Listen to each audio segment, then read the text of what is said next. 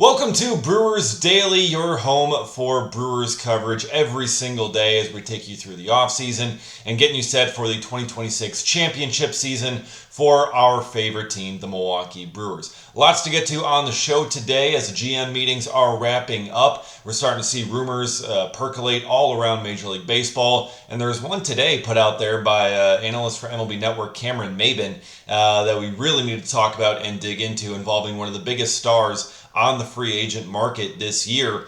But we're also wrapping up MLB Awards Week this week from the Baseball Writers Association of America, and that's where I want to begin today's Brewers Daily podcast with the NL MVP balloting results coming through. And two Brewers players earned votes on this year's ballot, and they were Christian Yelich and Bryce Terang.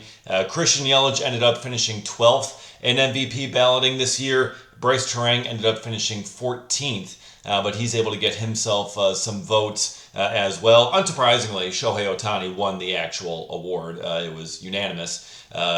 Is anyone really surprised at this point? No, there's no reason to be surprised. Everyone's fighting for second place. But Yelich in his bounce back season ends up earning some MVP votes. He even got a fourth place vote from Thomas Harding, one of the writers in Colorado in that chapter.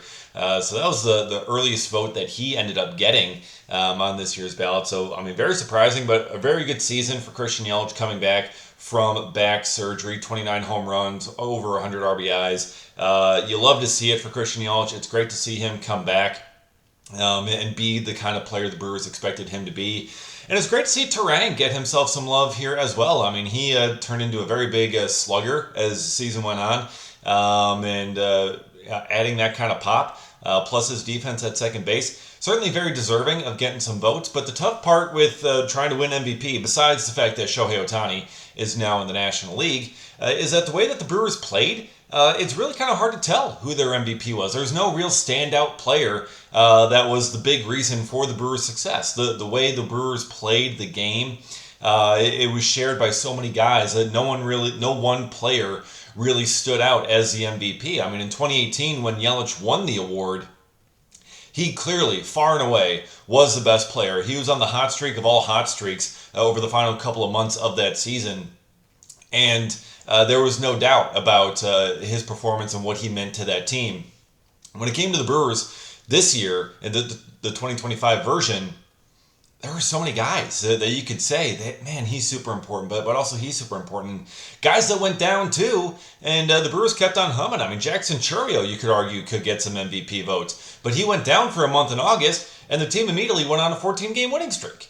So, it's very difficult to make these MVP ballots, especially when you're trying to look at the Brewers, trying to determine who's the MVP of the team. Is it Yelich? Is it Terang? Is it Chourio? Is it Sal Frelick?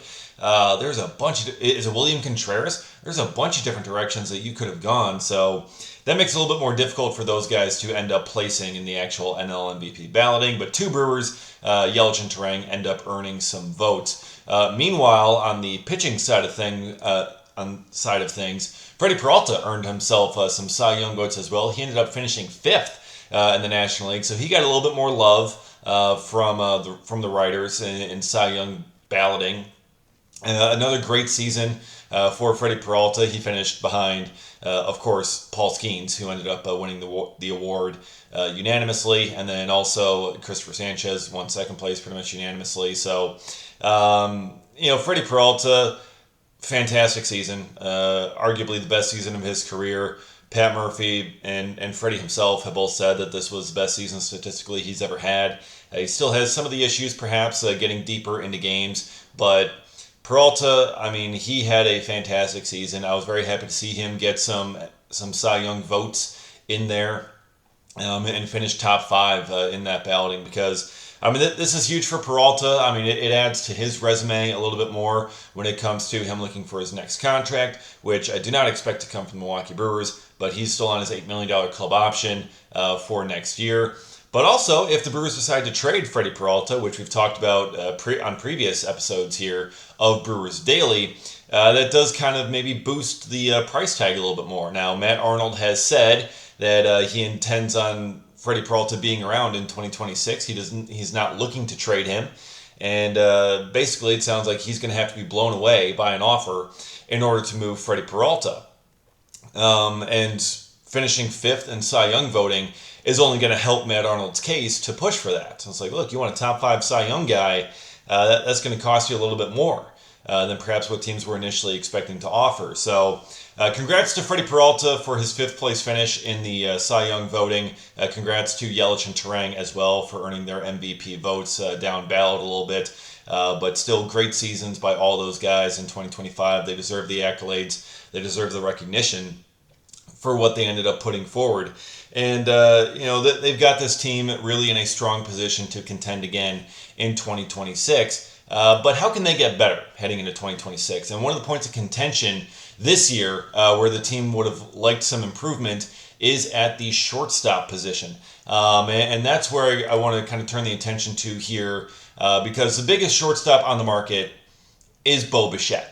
Bo Bichette had a fantastic season for the Toronto Blue Jays. He came back for the World Series for them and had some big hits, including a 3-run homer there in Game 7. I mean, it was he's such an incredible player. I mean, Bo Bichette, he is so good. I wanted him for the Brewers back in July or back heading into the trade deadline this season. I thought, okay, last year of team control for him before he's a free agent.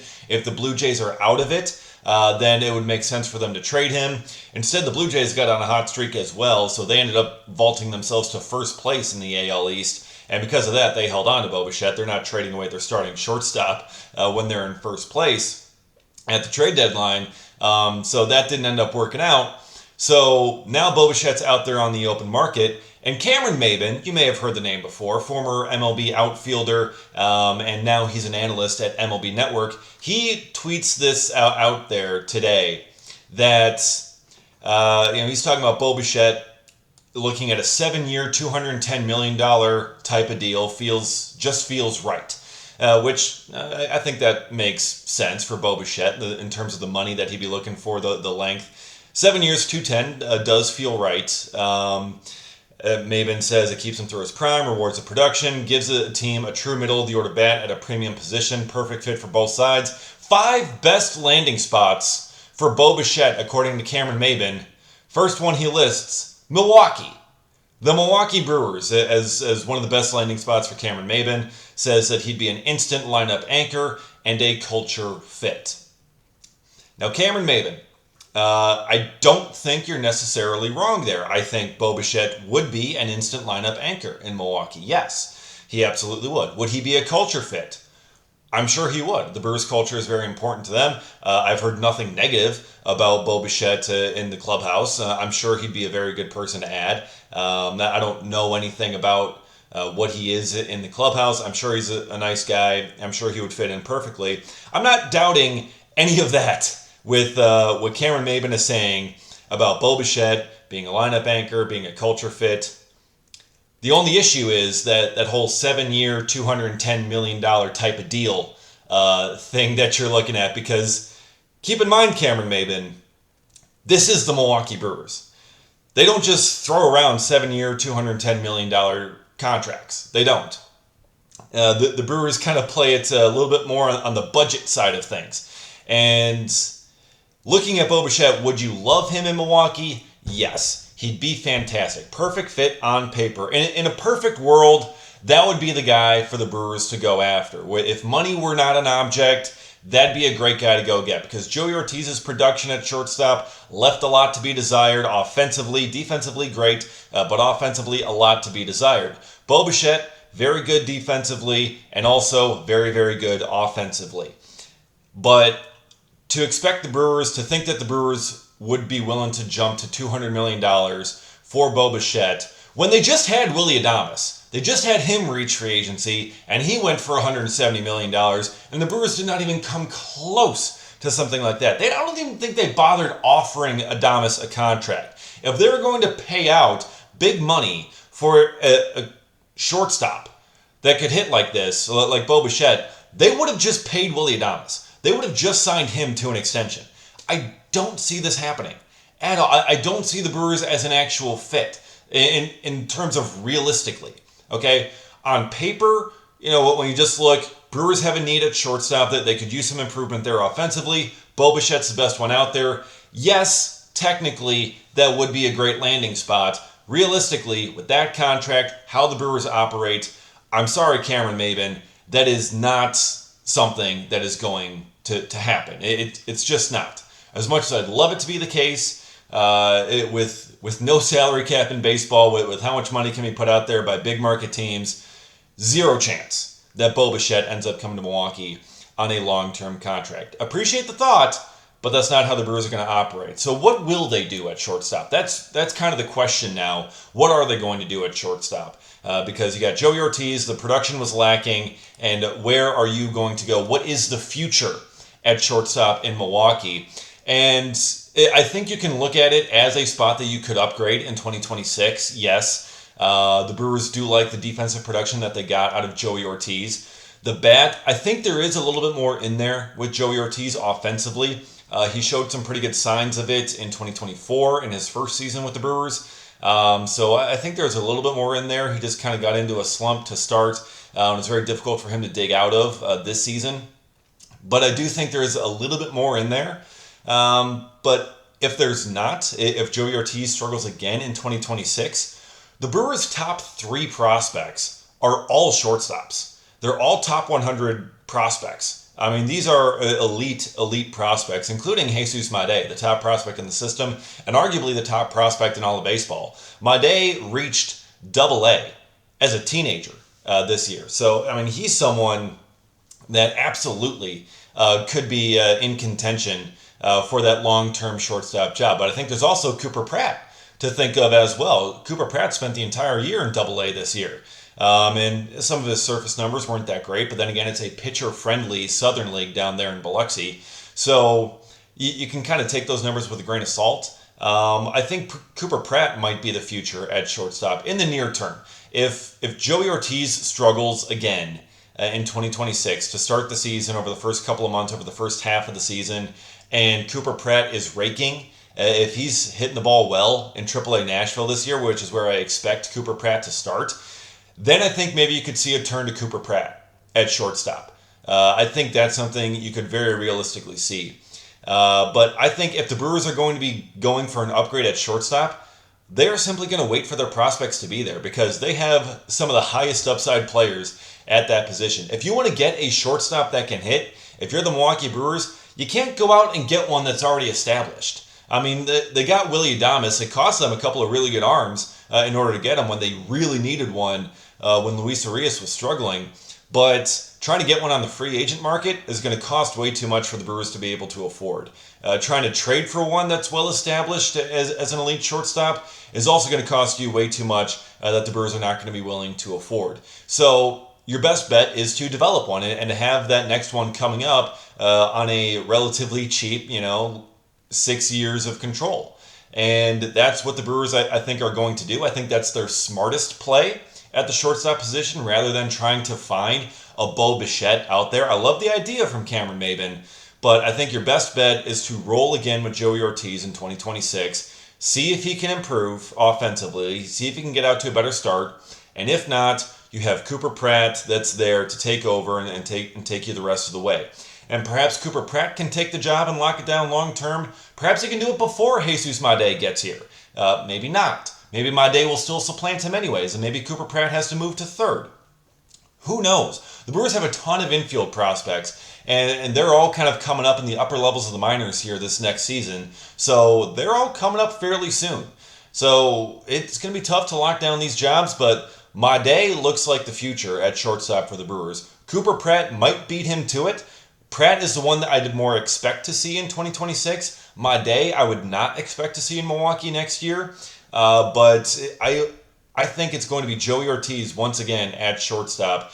And you're going to look at other places to perhaps upgrade this roster. But Bo Bichette, love the idea, Cameron Maybin. In reality, it ain't going to happen. I'm sorry to say, and you never really want to say never, but I feel pretty confident saying never with Bo Bichette in free agency to the Brewers this year. So the future at shortstop, if you want to find an upgrade there, look to the farm system. That's where it's going to be for the Milwaukee Brewers. And look us up on YouTube at Brewers Daily. Be sure to subscribe. That's where we're going to be. Hit the notification button. Get notified every single time that we drop an episode. Follow me on Twitter at dgasper24 for all my Brewers takes and content over there. Instantly reacting to news, but then also be posting these Brewers Daily videos as we continue to grow this podcast, get it going as the offseason is underway, because this team is great. There's a lot of momentum with this team. There's a lot to talk about with this team. A lot they can do. They're coming off 97 wins, an NLCS run. So there's a lot of positivity, a lot to talk about with this team, and we are excited to bring you coverage every single day of this Milwaukee Brewers roster and see how the offseason ends up going. I thank you for being here during this first week of the new show. And I'm excited for you to continue to come back and watch and listen to future episodes. And we'll be back again and continue to talk about our favorite team, the Milwaukee Brewers. Thank you for listening. This has been Brewers Daily.